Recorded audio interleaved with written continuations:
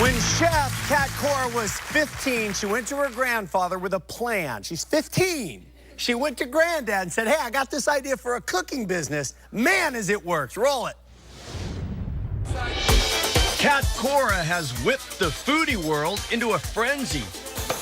She made television history by becoming the first and only female Iron Chef, and was also the first woman inducted into the Culinary Hall of Fame. Kat's career path began over 20 years ago when Julia Child told her to follow her dream and become a chef. The rest is history. Inspired by her Mississippi upbringing and Greek heritage, Kat's cuisine has made her a culinary celebrity. She's even cooked at the White House. She's a mom of 4 boys with a family as unconventional as her career. She continues to influence the food world with her own line of cookware, food, wine, cookbooks, an app for the iPad, and restaurants all over the country, including one at Disney World. All right, welcome. Cat Cora is here. I love that you knew as a teenager. Yeah. And that you even had the idea to go to Granddad and say, hey, I have this idea. I did. You know, cooking was just in my blood. Food was in my blood. And I had my grandfather, my godfather were all restaurateurs. What'd your grandfather say? Well, it was actually my godfather, and he actually was kind of astonished that at that young age that I was so focused. But, you know, I was a pretty determined overachiever, as you could probably guess by now. But I just really, I think inside he was probably going, okay, she has no idea what it takes to run a restaurant. But I'm going to support her. But I'm going to support her. And you know what's amazing is how many people I've talked to that are successful who actually did have parents who supported them. Because so often you hear, oh, my parents thought I was crazy, it's never going to work. Right. I hear just as many stories of parents saying, I believe in you. Whether they think it's going to work out or not doesn't matter. It's the belief. It's the belief. It's showing that support. Did Iron Chef, that had to change everything. It did. It really changed the landscape of my career in many ways. I mean, I was already with Food Network since 1999, and then in 2005, I was actually doing the Today Show. I was on book tour, and I got a call from one of the executive producers, and it was going to be the first season, and he called me up out of the blue and said, what do you think about being the first female Iron Chef? And I was like, yeah.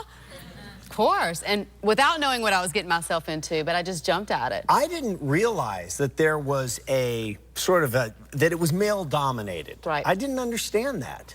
Very male-dominated industry. And matter of fact, I sent out 10 letters to 10 3-star Michelin restaurants asking to come and do apprenticeships, and I got 8 rejection letters in a row. And the last 2 finally said, which was Georges Blanc and Roger Verger, finally said, we'll accept you in our kitchens. And I was really literally the only female in the kitchens. Yeah, so you really are breaking new ground. When we talk about being the first woman inducted into the Hall of Fame, you will be a woman they look back on and go, I'm going to do a Cat Cora.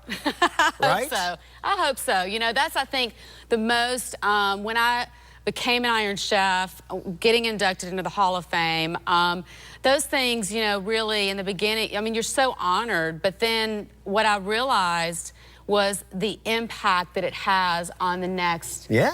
The next 15-year-old. The next 15-year-old, the next, you know, budding chef. And that, to me, is really what I do this for. And now you are a budding, sort of empirist. Cookbooks and restaurants and apps and shows. And merchandise and food lines and restaurants overseas. We're just about to open a place in Singapore and some other places. So this is things that males have only done in my industry. All of my male colleagues have only done. And really, it's yet to been really broken ground by the females in our industry. So I hope that, again, that's something that's inspiring to the females out there, that you can do that. You know? What is the future of cooking and kitchens? Because I'm a nut for believing that we're slowly becoming machines as humans. What I think is going to change is things that are going to help us in the kitchen, and that's the technology, the appliances, things that are going to apps. So guys like me will be able to cook. Exactly. Yes. There's no more excuses. No one else, you won't have any excuses, because you'll either have a robot helping you or your appliances will be talking to you. I hope it comes soon. Yeah. So I want to talk about your family, because you have one of the most amazing family situations. Now, are you married to your wife legally? We're not married legally. We are legally domestic partners because at the time when everything has been going on, and obviously it's state to state, and there's been so much controversy about legalizing same-sex marriage, which I'm all for. I think everybody should have the same rights. But we have 4 children, and then we had to adopt our children. Yes, but even though we had them. You birthed physically. them. Yes. So your wife birthed 3? Three of our 4 boys. And you birthed 1. Right, our last one. And so you have the same donor. Same donor for all of them, anonymous donor, right? So they are your children. They're our children. And it is amazing. So first of all, that's beautiful that you have created this family. And 2 moms and 4 boys. Wow, yes. Yeah. And then the amazing part to me is you have to adopt our own children. Our own children, yeah. So I think that, for me, is one of the biggest reasons why I feel like everyone should have equality in this country. Yeah. Everyone. Well, I love that you're on and that you're using part of your brand to bring more awareness to that. Okay, so Kat's going to stick around because Christmas is around the corner, and we have some kids here. And we asked Kat, do you have some ideas that the kids can help for Santa? Because you have to leave something for Santa, so we have some ideas of what Santa might like. We'll be right back. You seem like you're actually... All right, we are back. Chef Cora's here, and so Chef Cora, Kat. Why can't I just call you? Do you go by Chef Cora? No, just call me Kat. Kat. All right, Kat's here. So we have a bunch of kids we're going to get to know here, and the idea is that when Santa comes, you got to leave him something, right? Yes. Because he's been. Of course. What do you leave Santa before you go to bed, next to the chimney or wherever you think the presents are going to come? I leave cookies and milk. Oh, that's a good one. Cookies and milk. Is there a variation on cookies and milk if they want to try something new? There can be. Absolutely, there can be. I mean, we have a whole table full of different things. I mean, you know, look, Santa has to fit through all the chimneys. So, you know, we can do cookies, but we can also balance it out with maybe a couple healthy things, too. What's this one right here in front of Cole? Now, this is a fun one because, look, it's made out of just a simple graham cracker. So we're not cutting out gingerbread and, you know, this is simple, quick. So what we can do is just take, and you guys can do whatever you want to with this, but, you know, it's fun because you can kind of make the body of the suit look here. So he's got a little pink suit on, a little red hat on. So this is fun, too, because you're going to make cookies, right, Anna? Okay, then you can take a little, you know, something for the pom-pom of his hat.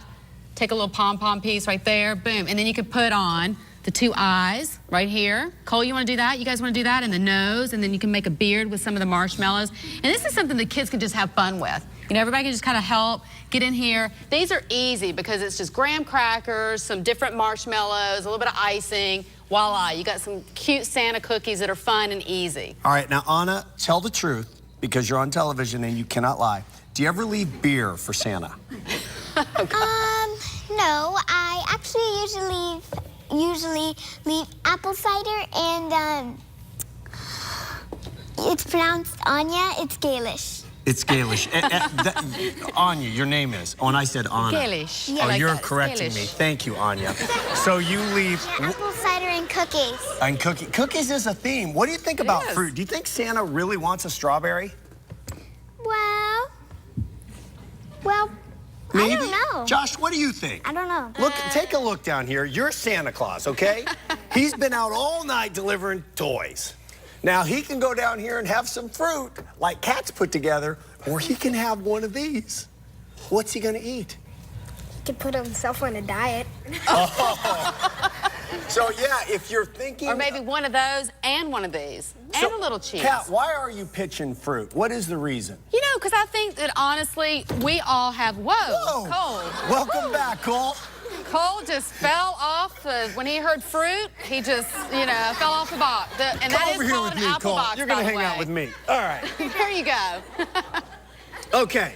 You know, I think the reason is because, look, you know, I think it's about mixing it up. You know, having a little balance. And some of these things are really easy. Sometimes it's not so easy for all of us to get in the kitchen, bake cookies all day, bake gingerbread. I mean, right? We're all working, we're busy. So these are really easy. Janae, you're sitting right in front of the cheese. I am. Now, I love cheese. But what about Santa? Because what do you leave for Santa? Well, I know most kids do the traditional milk and cookies, but my mom has told me for the longest, don't leave leftovers. So what I do is I take leftover stuffing from Thanksgiving and I put it in like a little cupcake and I bake it in the oven and I give him stuffing muffins. Wow. See? And you can put your own kind of meat. That. You can do like a turkey sausage, ham, Janae, There you know go. those kind of ideas get you in the Culinary Hall of Fame? They do. Yes, they do. You want to make one of these? I'm very intrigued about my culinary arts. I like everything to be pretty and taste good. Look at All that. right, So what do you think about those? How do you rate that? Well, these are very fun and festive. Okay. And I think Santa would like these very much. Do you rate that 1 to 10 on a scale of 1 to 10? 1 to 10 or 12. I love it. 12. See, there you go. So, Festive. George, you and I were talking before the show. Do you know Cole? Yeah. You've met Cole? Yeah. All right, you seem like you're actually an adult just waiting to grow up. Is that true? Well, yes, apparently, yes. Yes, apparently. You make some? Okay. You want to make some of these? So, what do you think about Santa visiting? Let's say he's just gotten to your house and it's around midnight. You're sound asleep. Because you've been good this year, right? Mm-hmm. Okay. Sometimes I'm bad, but apparently he still gives me presents. Really? Uh-huh. Wow. Well, so now, if knowing that, does that make you less inclined to want to be good because you're going to get gifts anyway?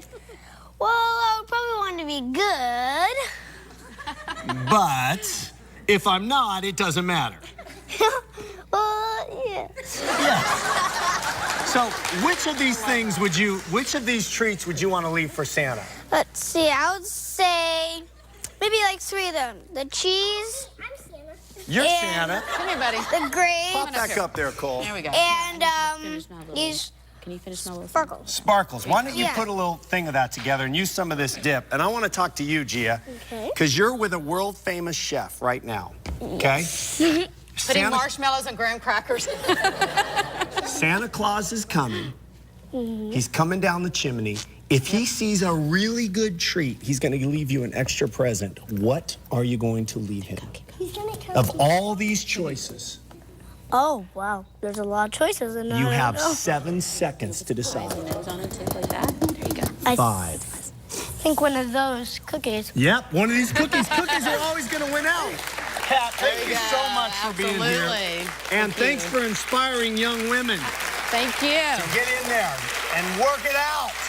All right, it is Christmas early for our audience because thanks to Kat, everybody here is going home with her special oil, vinegar, and how do you say that? Gaia. The tapenade. Tapenade. All right. You can go to jeffprobst.com for more information on any of these recipes. Thanks, kids. You guys were great. Go. Eat, eat, eat.